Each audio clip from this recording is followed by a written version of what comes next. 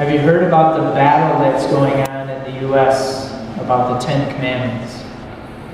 There's a couple states in the U.S. that want to continue to have the Ten Commandments as a plaque by their courthouses and their places of law and government. And of course, there's a lot of controversy about favoring one religion over another in America. And so, in this protests that are going on, the Satanists are actually having statues of a goat placed as this battle goes on. Sometimes we see, though, that the Ten Commandments, though, still have relevance for us today. They still have meaning about God's vision for life and how society should be run. I want to continue this morning to look at how we come now to this famous Ten Commandments chapter. A wise man once said, though, that rules without relationship leads to rebellion. One of the dangers in studying the Ten Commandments is that we tend to see the Ten Commandments as these rules set out by God, and not the relationship that God wants to develop with His people.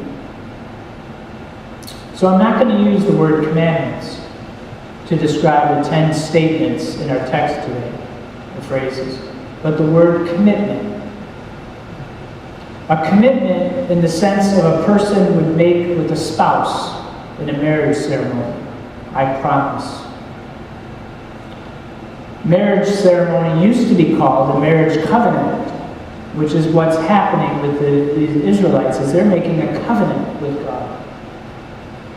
Can you imagine a husband covenanting with his wife, or me covenanting with my wife in the marriage ceremony with the following words: I choose you as my wife until someone better comes along. As long as you perform well as my wife, I will tell all our friends what a great woman you are, dear. If you don't perform well as my wife, I won't hesitate to make sure others know of your deficiencies. You must know that I will have many mistresses, whether other women, married or not, or work. Whatever the desires of my heart I must have, because I don't believe your love will be enough for me in life, my dear.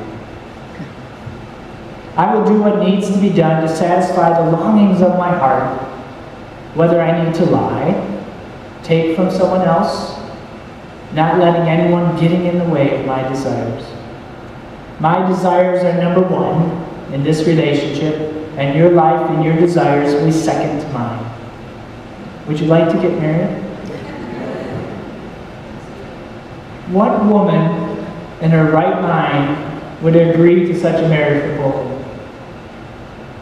Sadly, though, many of our human relationships in our culture, though unspoken, act that way towards each other. This was the attitude of Pharaoh toward the people of Israel that made them slaves in Egypt. Anyone who is involved in an abusive, controlling relationship like the husband I described can testify how hard it is to trust others when they promise you their love. Such was the case for the Israelites as they camped in the valley of Mount Sinai after being set free from slavery. Walter Brueggemann points out that people who live in anxiety and fear have no time or energy for the common good. It takes an immense act of generosity to break the grip of anxiety.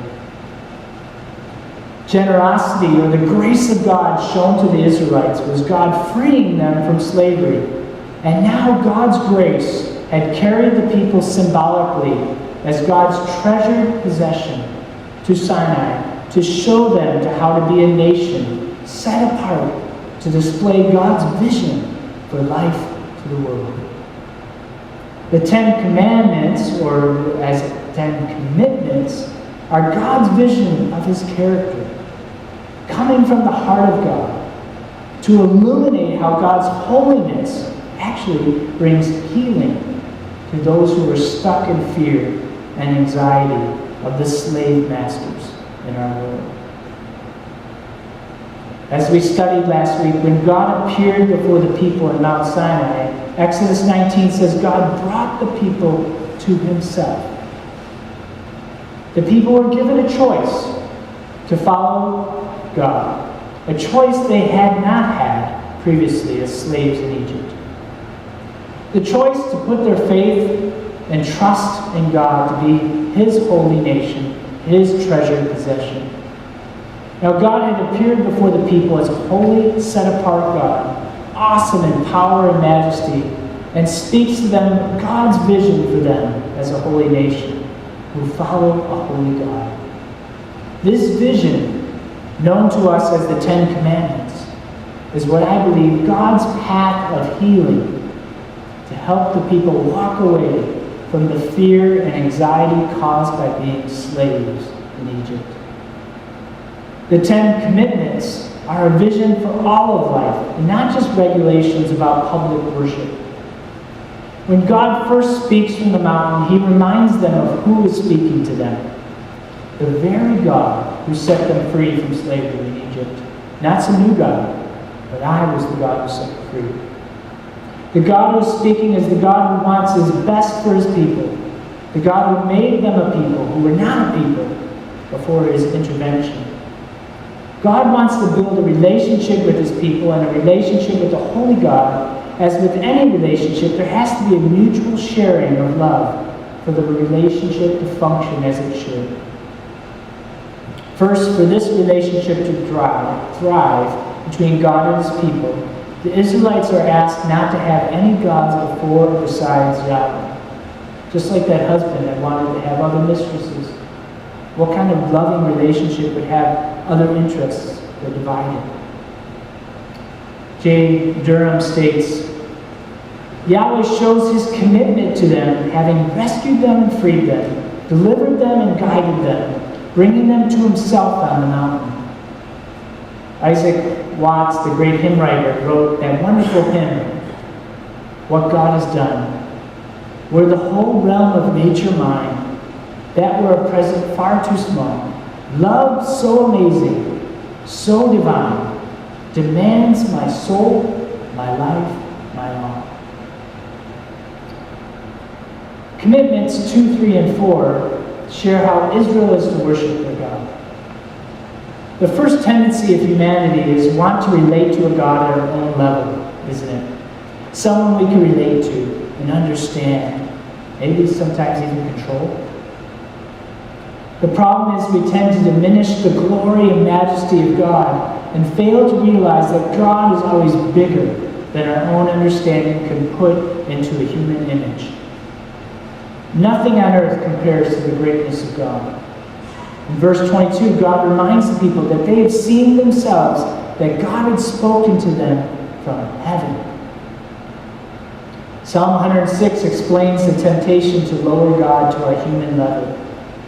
Moses was spending 40 days on the mountain with God. The people, of course, got a little impatient, and they asked Aaron, Moses' brother, to make a golden calf for them to worship as the God who brought them out of Egypt. Psalm 106, 19 to 21 says very eloquently, But they, the people, soon forgot what God had done and did not wait for his plan to unfold. At Horeb they made a calf and worshipped an idol cast from metal. They exchanged their glorious God for an image of a bull. This is my new favorite verse, which eats grass. It's my new favorite verse in the Bible. Why would we exchange the glory of a glorious, powerful God for an image of a bull which eats grass? God said. They forgot the God who saved them, who had done great things in Egypt. Isaiah 40 reminds us, with whom then will you compare God? To what image will you liken him? To whom will you compare me, or who is my equal, says the Holy One? Lift up your eyes, look to the heavens. Who created all these? He who brings out the starry hosts one by one and calls forth each of them by name. Because of his great power and mighty strength, not one of them is missing. That's a great passage, too. It says we will soar on wings like eagles, and He'll lift us and give us strength. J.I. Packer teaches God's jealousy in the Bible is His zeal to maintain that glory, His own glory. To keep us looking up and looking to His power that's much beyond us. The people in Commitment 1 promised not to have other gods beside the Lord, and worshiping God as He is, and not how they would like Him to be, shows that love for believing God is way beyond ourselves. The third commitment in relationship to God is not to misuse His name. If we remember that God wants His people to be a display people who showcase their God to the world. The blessing Moses taught to pray over the people, the Lord bless you and keep you, make His face shine upon you, and be gracious to you, was according to the book of Numbers. The verse right after that, God says, and I will place my name on the people. The character traits.